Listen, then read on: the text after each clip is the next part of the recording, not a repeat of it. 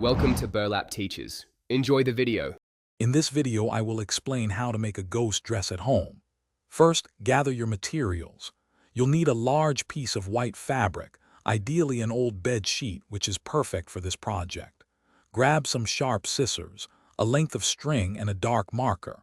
It's also really helpful to have someone available to act as your model, ensuring the best fit and shape for your spooky creation. This preparation makes the rest of the process much smoother. Now drape your chosen fabric over your model, making sure it covers them completely. Carefully mark where the eye holes should be, ensuring they align with your model's eyes. Also, mark the general areas for arm openings, allowing for free movement. Next, using your scissors, cut a large oval shape around your model, leaving plenty of extra fabric for a flowing, ghostly effect. Don't worry about perfection. A slightly uneven edge adds to the charm. With your basic shape cut, it's time to add those spooky details. For a truly tattered and aged look, gently rip the edges of the fabric rather than cutting them cleanly.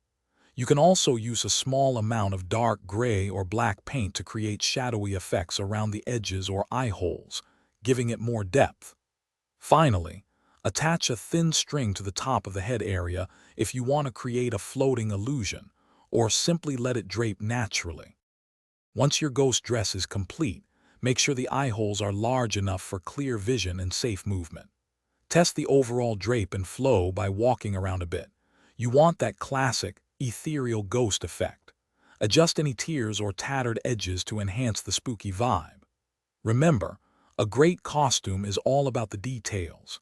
And speaking of great things, if you're looking for comfortable and durable socks, check out the link in the description for Darn Tough Socks, along with other fantastic deals. They come with a lifetime warranty, so your feet will thank you. Thanks for watching. Consider subscribing if this video helped you.